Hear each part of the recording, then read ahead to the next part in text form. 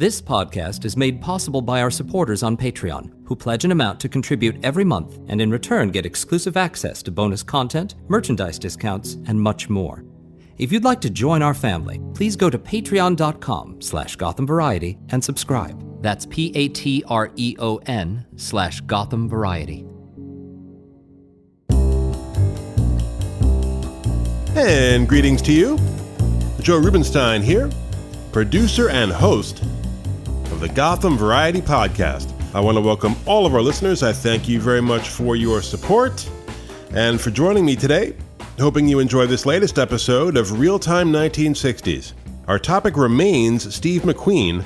Last time I covered the actor's often tumultuous early life, and then the first three of what I believe are McQueen's top six films of the 1960s, The Magnificent Seven, The Great Escape, and The Cincinnati Kid. So today, we cover the three remaining films of those top six, and then at the end, since we're not going to cover his films from the 70s, some of which are quite good, I'll give you my personal ranking of his top 10 films overall. So, King of Cool, Steve McQueen Part 2, right after this.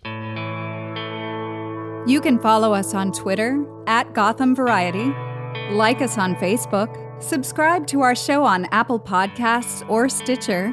We're on Spotify as well. Check out our website at gothamvariety.com, where you can send us your comments and questions. And if you love what we're doing, we'd love a 5-star review on the podcast platform of your choice. Reviews and ratings help keep our show on the charts, so more and more people can find us.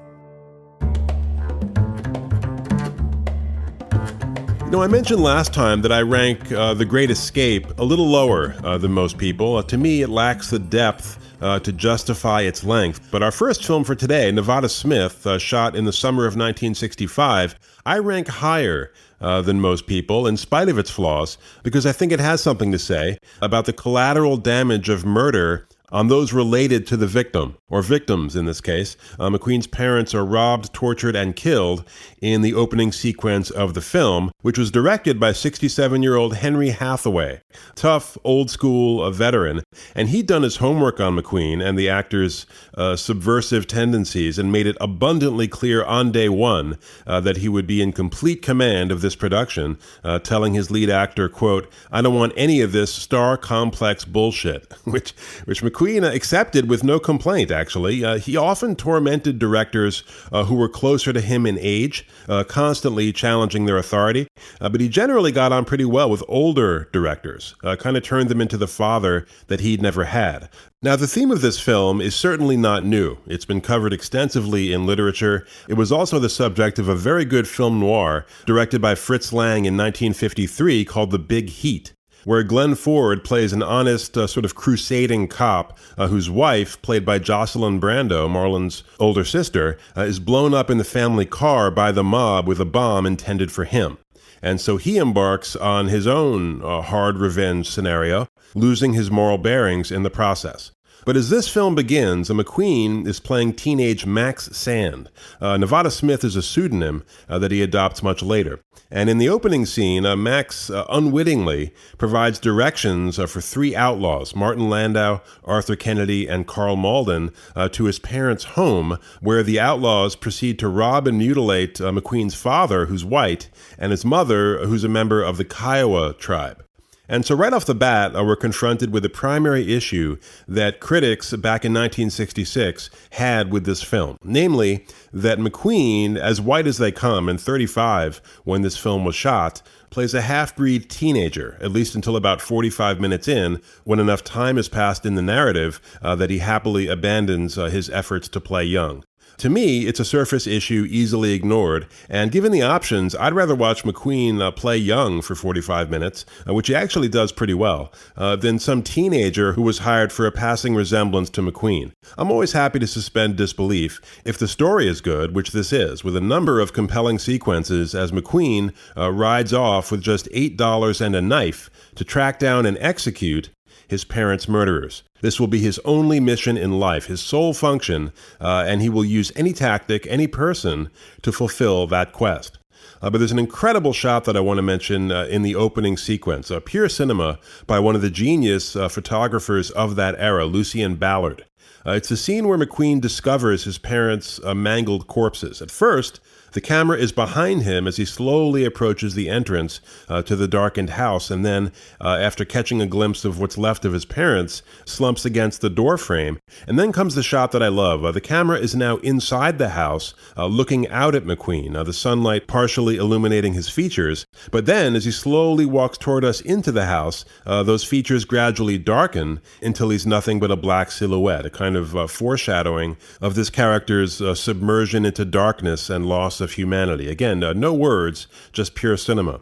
And so as McQueen embarks on this vendetta, he learns first to negotiate the landscape, and then a traveling gunsmith teaches him to shoot. He learns to read, to investigate, to manipulate, and ultimately to kill, going to extraordinary lengths to track these guys down one by one. The first is McQueen's old actor's studio buddy, Martin Landau, whom he engages in a knife fight in a cattle pen, during which McQueen, who did his own stunts whenever possible, was nearly killed. So after stalking Landau, he's crouching behind a fence, and he opens a gate to let the cattle out as a kind of diversion.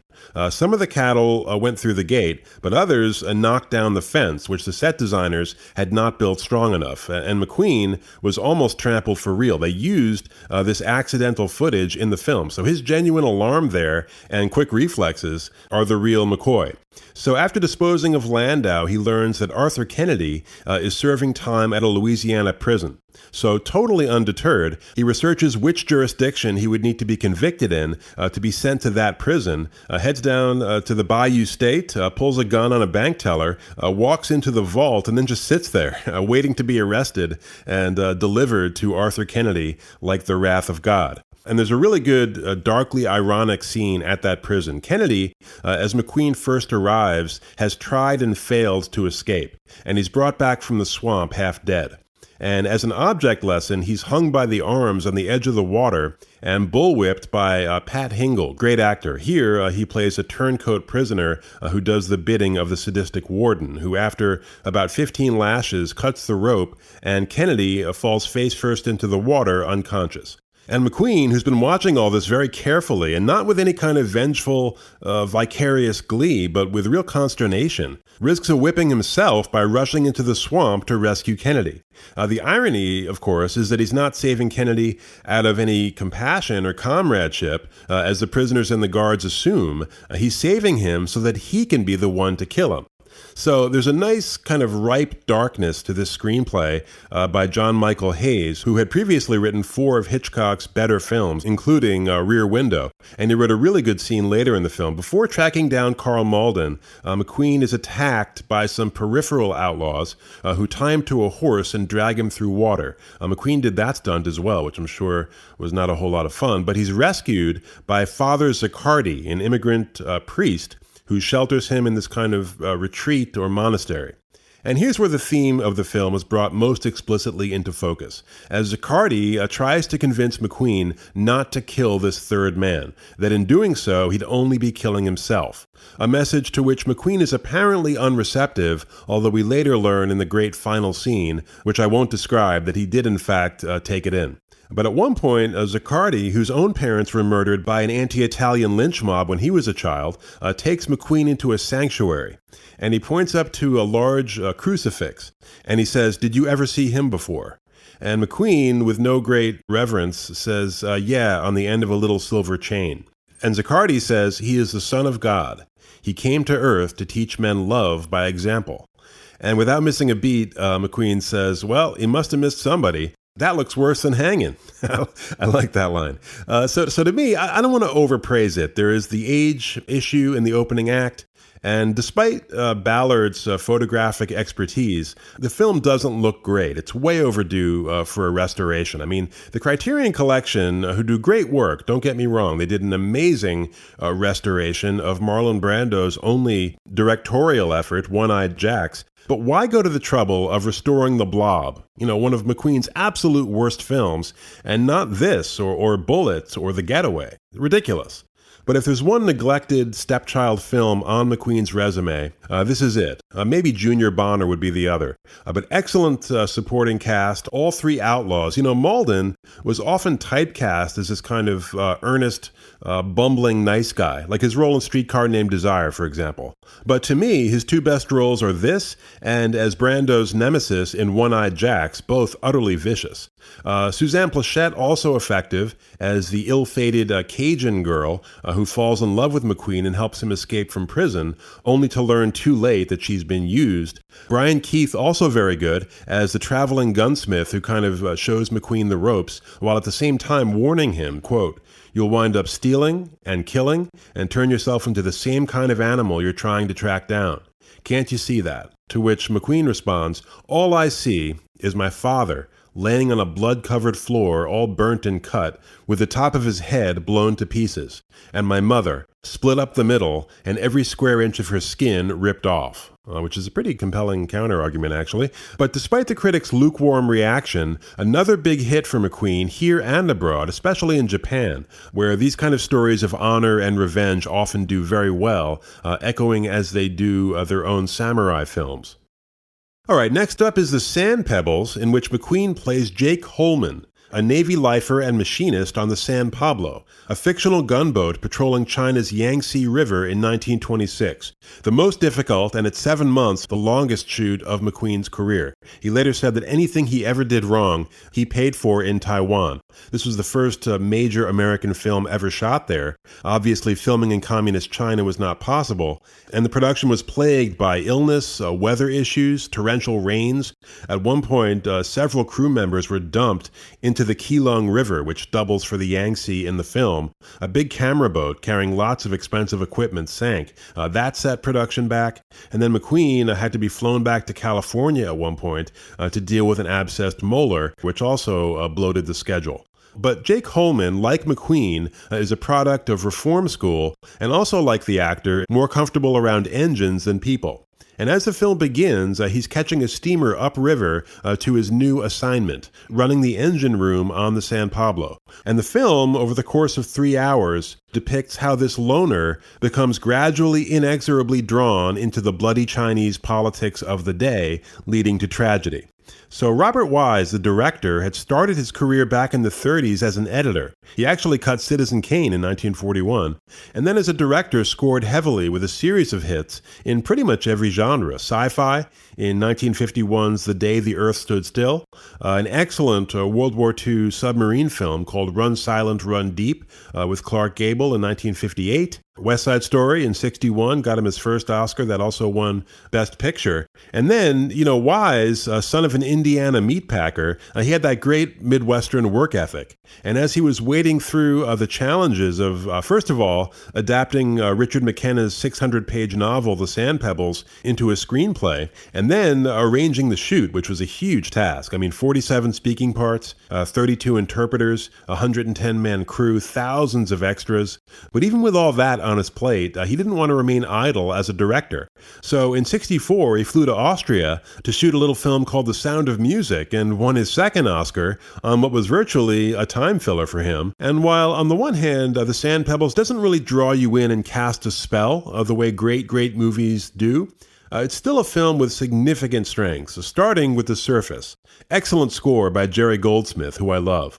Here, he creates a westernized Asian orchestral sound without resorting to cheap stereotypes. No rinky-dink parallel fifths. The photography by Joseph McDonald, also excellent.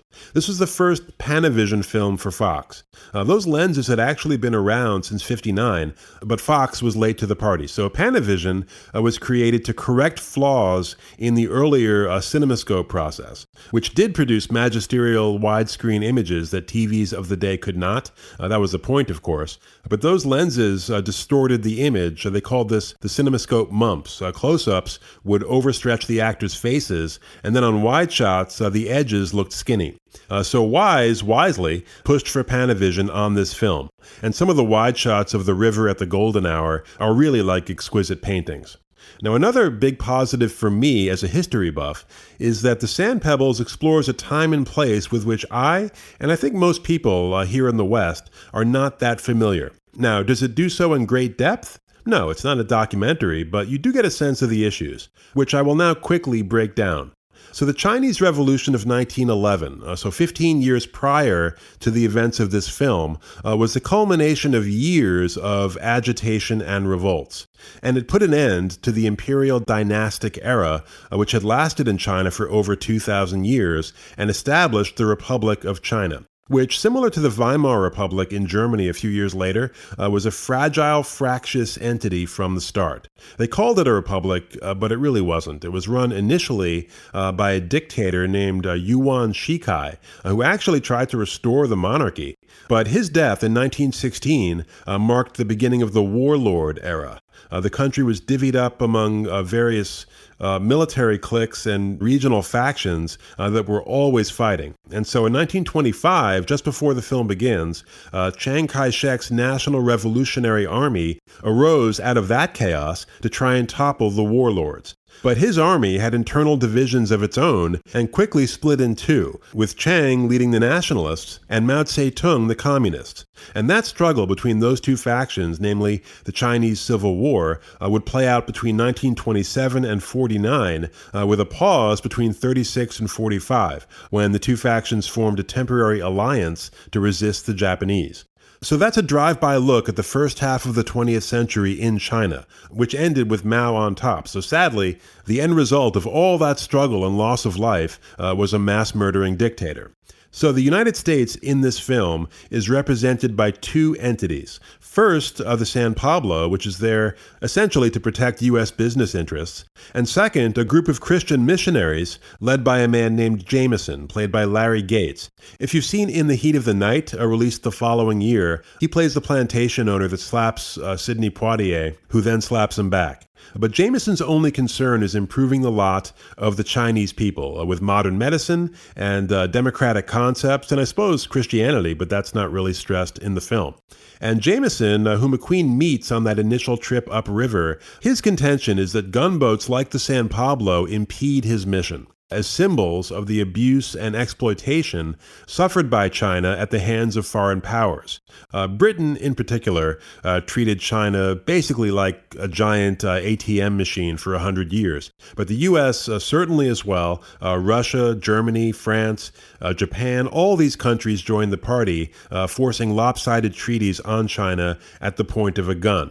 And significantly, most of the interactions in the film between the American sailors and the locals take place at a brothel called the Crow's Nest. And there's a really good, disturbing scene there where one of the Chinese women, not a prostitute, but a greeter, with whom Richard Attenborough, who plays a kindly sailor, falls in love. But in this scene, she's being auctioned off to the highest bidder.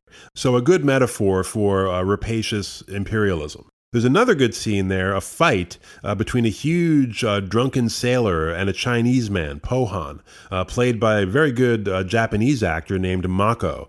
He was actually nominated for Best Supporting Actor.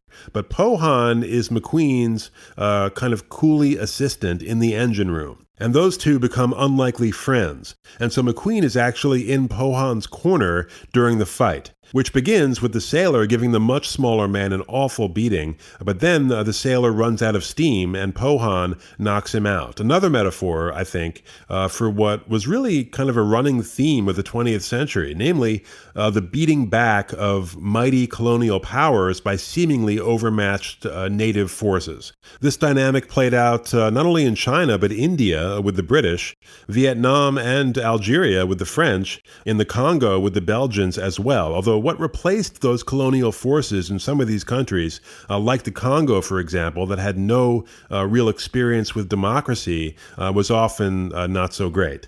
And one of the challenges of this film is that there's no real unassailable right or wrong, just competing interests. You know, both Chiang Kai-shek and Mao turned out to be terrible people, especially Mao, who Nikita Khrushchev, no angel himself, described accurately as a lunatic on a throne. So the lack of moral clarity in this film, while true to life, does present dramatic challenges. You know, who or what are we supposed to root for exactly? The militant Chinese, who on the one hand certainly have a legitimate gripe, but on the other torture and kill their own people. The sailors, who on the one hand are performing a very difficult task in a hot zone across the world, but many of whom condescend to or even brutalize the locals. I'd say other than McQueen, who's kind of a loner, Jameson, the missionary, is probably the closest thing to a good guy, certainly well-meaning, but he's also a pretty weak figure and dangerously naive. But the critical response was interesting when this film was released in December of 1966.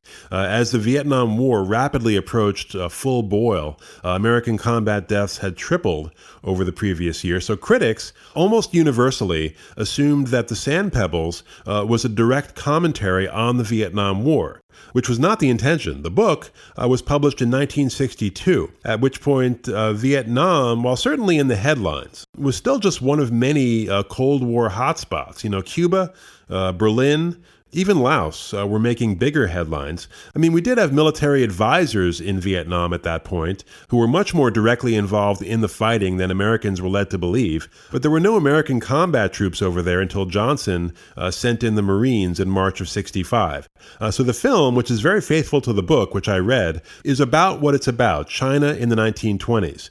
Now, you could certainly call it prophetic with respect to Vietnam, but any direct commentary was inadvertent. Even while they were shooting in '66, the cast and crew were much more aware of the tension between Taiwan and Communist China than they were the Vietnam War. There were constant military exercises. Taiwanese frogmen were always training right around the outskirts of the set.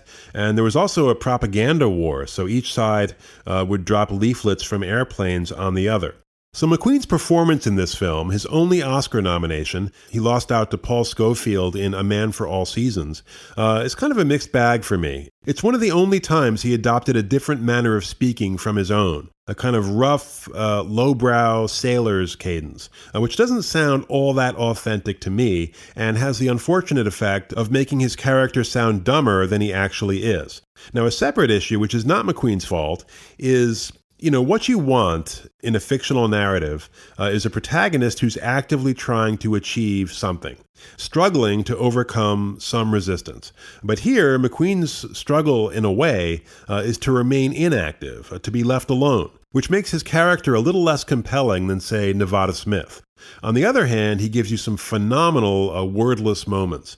Po Han is eventually kidnapped by some Chinese agitators who torture him within sight of the ship, death by 1,000 cuts. Now, why they're doing this to him isn't specified. I saw it as an incitement for the foreigners to attack, so the agitators could then use that attack as PR to grow their movement. But as Po Han is screaming out to the ship, begging for someone to shoot him and end this protracted agony, the captain, played by Richard Crenna, tells his men to do nothing.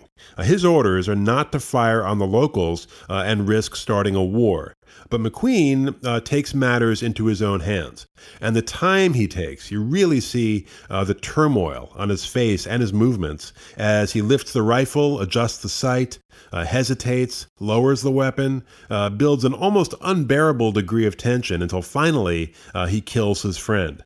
And the desperation, the anger, the sadness, it's all there. And it's some of the finest pure acting he ever did without saying a word. The set design also rates a mention. The brothel, all those junks and sampans on the river behind the gunboat, it all looks just right. You never doubt that you're in China in 1926. And high marks to Wise as well. All those boats had to be directed.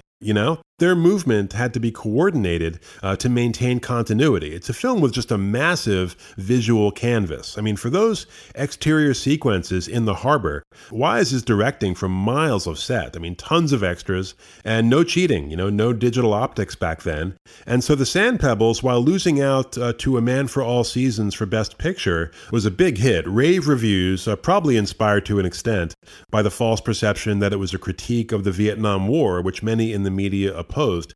But after this incredibly strenuous shoot, McQueen took a well-deserved break for a year, actually. He didn't go before the cameras again until June of 1967 for the Thomas Crown Affair, a film that I'm not wild about. Surface charms, but pretty much devoid of any substance.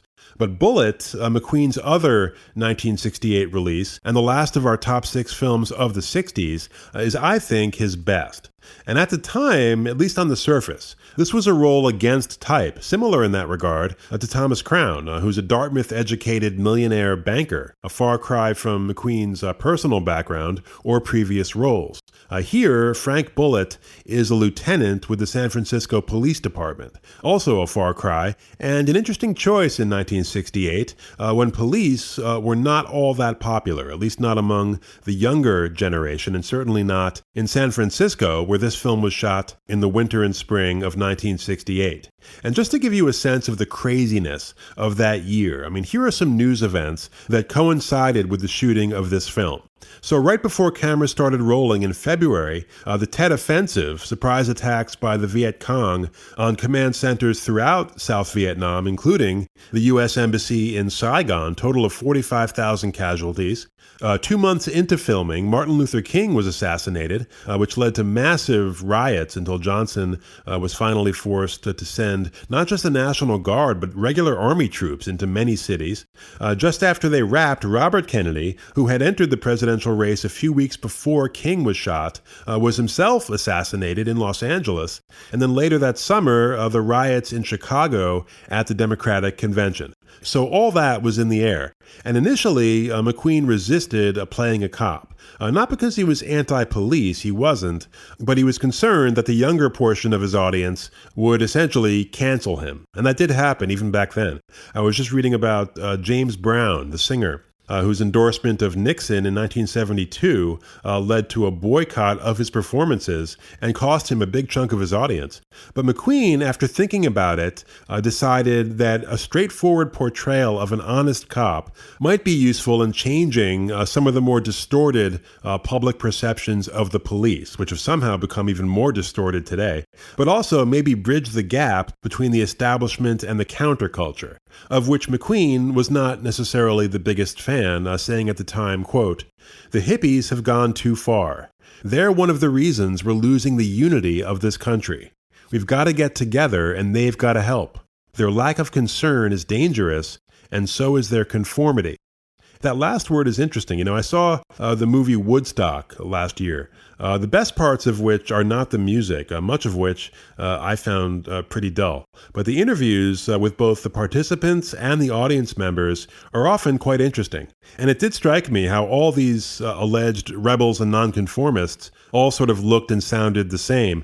But the best interview is not with a hippie. It's with this kind of tough-looking, middle-aged guy whose job it is to disinfect the portable toilets. Absolute genius to interview this guy, because the stereotype would be that he would resent all these hippies whose mess he's cleaning up, but not at all. He's this totally positive guy, happy to be there, happy to help. And then the clincher at the end, he mentions, almost in passing, that his son is off fighting in Vietnam, which adds a whole other layer to the conversation.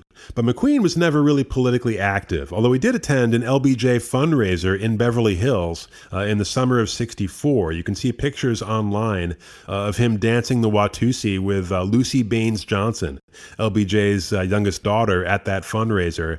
This is when Johnson was at the height of his popularity. But one thing McQueen did care about was race. He would often talk about the segregated movie theaters back in Missouri when he was a kid, and as he evolved into an actor-producer, he went to bat for a number of black actors, including George Stanford Brown, whom McQueen cast as the surgeon in Bullet.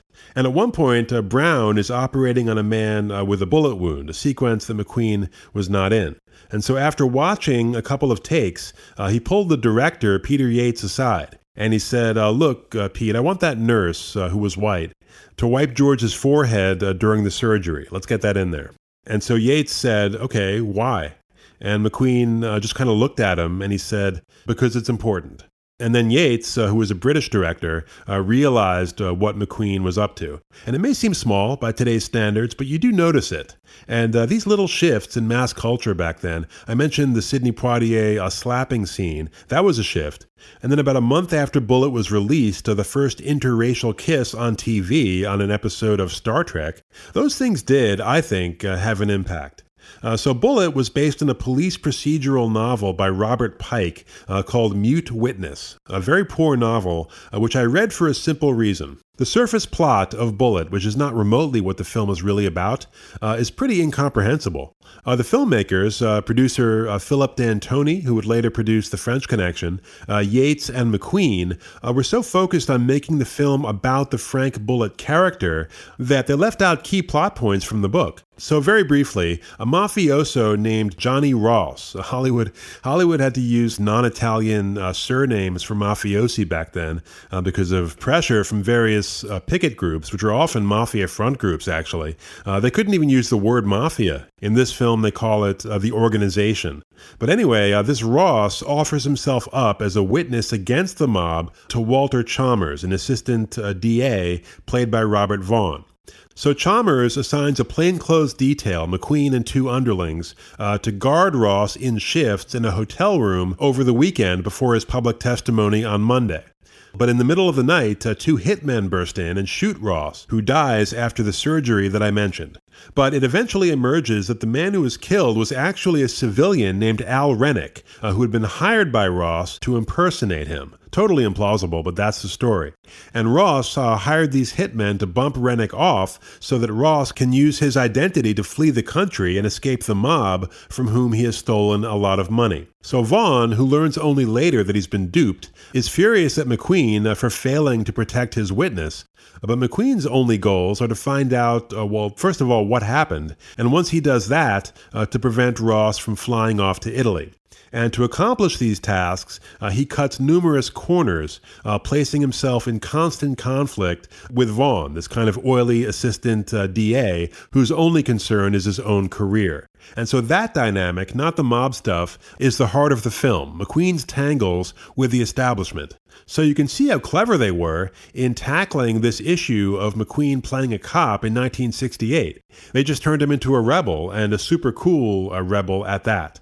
So the big technical advance in this film, first of all, the famous car chase, which really set a new standard for realism. But more than that, the use of practical locations. There are no sets in the film. The Daniels Hotel, where the shooting happens, is real, or was real. It was demolished during redevelopment after the '89 earthquake. The hospital, San Francisco General, still exists. The final segment was shot at San Francisco International Airport, and they also used as many non-actors as they could. Doctors, nurses, hospital administrators, ambulance drivers, the pathologist in the morgue was real. And as McQueen said at the time, sure, we could shoot in the studio, but I think we're getting into an era where pictures are more and more visual and the audiences are really sophisticated. They're not accepting substitutes. So he loved all that grimy authenticity of the hospital in particular, which has all these great sounds and telling details that set designers probably wouldn't think to add, Like outside the emergency room, you see a Speed Kills poster. An interesting timepiece, but also kind of ironic for a film with a deadly car chase. But shooting interiors in those urban locations, which is a snap today with tiny digital cameras and super fast lenses, was not that easy in 1968. But William Fraker, the cinematographer, used a lightweight Arriflex camera so he could squeeze into smaller spaces, although he did use the larger Mitchell camera when he had the room. But, even if some of the interior shots are slightly underexposed, that's okay. Sometimes life is underexposed. But I do think that Bullitt is underappreciated for being as groundbreaking in this regard as it was, because that use of urban locations, which they've been doing in France for years, quickly became commonplace here during what is now called the second golden age of Hollywood, or the new Hollywood. This film was also influential in serving as a prototype for a parade of films featuring renegade cops. Dirty Harry and The French Connection, probably the best of its descendants, but TV shows as well. The Streets of San Francisco, The Rookies, one of whom was played by George Stanford Brown, Columbo, Kojak, the list is virtually endless. The score by Lalo Schifrin, who 2 years earlier wrote that great theme in 5/4 time for the TV TV show Mission Impossible, and then a terrific score for Cool Hand Luke the following year. He would later score Dirty Harry as well. The music here works quite well. Jazz flute, low percussive piano. But what I really appreciate are the long stretches, pretty much the entire hospital sequence, and most of the car chase as well, that are unscored. Certain environments and events create their own music. But just as The Great Escape is famous for McQueen's motorcycle antics, this one is famous for its car chase, which goes on for almost 10 minutes and frequently earned loud applause in theaters when it was first shown. As in The Great Escape, most of the driving was done by McQueen, to the horror of the insurance people. He also does a crazy stunt at the end where he lies face down on the ground between the wheels of an advancing airplane which taxis over his body. That one shook even him up. After one take, he went over to the director and said, "I hope you got it, because I'm not doing that again."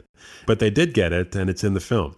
So for the chase, where he's after the two hitmen, the hitman who's driving, by the way, was played by an actual stunt driver, Bill Hickman, who has no lines in the film. Hickman shows up again in The French Connection, where he does have some lines. He's quite good, actually. But McQueen is driving a '68 Ford Mustang. Actually, two cars were used, the suspensions of which he and a mechanic toughened up quite a bit, along with the shocks, brakes, frame reinforcement, just so it could survive those amazing hills of San Francisco at speeds approaching 110 miles an hour. And they actually go quite a bit faster than that once they hit open road. And Hickman is driving a '68 Dodge Charger. The Ford Motor Company had wanted both cars to be Fords, of course, but Yates liked the Charger. He said it looked sharky, which it does. The Charger actually had a larger engine and more horsepower than the Mustang, so Hickman frequently had to slow down so he wouldn't pull away from McQueen. But shooting a sequence like that in a big city like San Francisco is a major undertaking, obviously, which is why these chases were generally shot on sets. Clearing the streets, all that had to be coordinated with the police and the city. Every car they passed had to be driven by stuntmen, which led to a goof, actually. The producers did not hire enough stunt drivers for the other cars you see. So actually McQueen passes the same VW Bug in like 4 separate locations. But as with the practical location aspect, the chase will not astound younger viewers today because it's been copied and superseded. But it was groundbreaking. Hollywood directors at that time, to simulate speed, would just undercrank the camera, which would then look faster when the final picture was projected at normal speed. I just saw a James Bond movie from back then. What was it? Goldfinger, where this was done. Looks totally fake. And even worse, they would use rear projection for close-ups and blow the actor's hair with a wind machine. Terrible. But with a lightweight Arriflex, Fraker could take the camera inside the cars and crouch in the back seat. And he also mounted cameras on the hood and sides of the cars. Again, it's done all the time today, but it was cutting edge back then. Fraker should have been at least nominated for Best Cinematography. He wasn't. But Frank Keller did win the Oscar for Best Editing on the strength of this chase. And Bullitt was influential in other ways as well. McQueen's clothes, that trench coat, the blue turtleneck sweater, perhaps most famous, that brown tweed jacket with patches on the elbows. Like the two car models, those items got a big boost in sales as well. Ground also broken in the area of profanity. The use of the time-honored American curse word bullshit, spoken by McQueen to Vaughn in the final scene, that had never been heard before in a Hollywood film. Although I should say the second syllable alone had been used the previous year for the first time in the film version of Truman Capote's In Cold Blood. The dreaded F word would have to wait until 1970 for its grand debut in MASH. This film also provided the first Hollywood images of a modern fax machine. That technology is actually older than you might think. American police departments had been using much larger, slower fax machines, which they called telecopiers, as early as the 1930s. But the one you see in Bullitt, the Xerox Magnafax, had just been introduced and was considered revolutionary, not only for its small size, but because it could be connected to a standard telephone line. So Bullitt was another huge hit for McQueen, and number 4 at the box office that year, behind only The Odd Couple, 2001, and Funny Girl. And then it was re-released in '69 as part of a double feature with Bonnie and Clyde, which also cleaned up. But this performance by McQueen is the one that I thought of when I read a really nice tribute by Vincent Canby, New York Times chief film critic back then. It was published about a week after McQueen died of mesothelioma in 1980. And here's what Canby said, quote, "The death of Steve McQueen at 50 deprives American movies of a great national resource. McQueen didn't act in a movie as much as inhabit it. He wore it, as if it were an old, somewhat shabby, utterly comfortable jacket, without ostentation. Like Cooper and Gable, McQueen contributed through his particular presence far more to the films he was in than he ever received from them." Unquote. Nice little tribute. Okay, finally, my personal rankings of McQueen's top 10 films overall. Number 1 is Bullitt. Number 2, The Sand Pebbles. Third, I've got The Towering Inferno. That may be high. But kind of a guilty pleasure. It's the only McQueen film I remember actually being out in the theaters. I was about 5. My brother and I had a huge poster of it in our room. It's cheesy, but fun. McQueen's last good role, really, as the firefighter who assists architect Paul Newman in putting out the blaze. Scott Newman, who bears almost no resemblance to his father, plays a firefighter as well who's terrified of heights. And McQueen helps him overcome that fear with some tough love. One surreal aspect to that film, which was number 1 at the box office in 1974, is watching NFL superstar and future murderer O.J. Simpson running around saving kittens. Fourth, I've got The Magnificent Seven. 5, The Great Escape. 6 is The Getaway from 72, directed by Sam Peckinpah. A mixed bag. I hate the score by Quincy Jones. Anyone who uses wordless vocals in a film score, especially an action film, should be severely reprimanded. He did the same thing on his score to In the Heat of the Night. But The Getaway opens with a stunning montage filmed at a real Texas prison. It's one of the best isolated segments that McQueen was ever in. It's like a poem about confinement, with this low mechanical drone on the soundtrack and this cold steel blue photography by Lucien Ballard. 7 is Nevada Smith. 8, The Cincinnati Kid. 9 is Junior Bonner from 71, one of Peckinpah's personal favorites of his own films, and one of his only non-violent films, which may explain why it tanked at the box office. McQueen plays a veteran rodeo rider who returns to his Arizona hometown to try and reunite his estranged family. Ida Lupino, who I always like, came out of retirement to play his mom. And number 10 is Papillon, based on a mostly fictional book by Henri Charrière about his escape in 1933 from a penal colony in French Guiana. What dropped this film to 10, first of all, it's not a whole lot of fun, but it also features a fidgety, very self-conscious performance by Dustin Hoffman. McQueen kept telling him, less, Dusty, do less. And he really should have listened. It's one of his worst performances. But those are my top 10. If you're on a McQueen rampage and you get through all 10 and still are not satiated, I would give honorable mention to Love with the Proper Stranger and The Thomas Crown Affair. Back in a moment. Your feedback is important to us. On Twitter, @Gotham Variety, on our Facebook page, or you can email the program, joe@gothamvariety.com. Really, however you'd like to engage with us, we love engaging with you. And if you'd like to join our family and get exclusive access to bonus content, please go to patreon.com/GothamVariety and subscribe.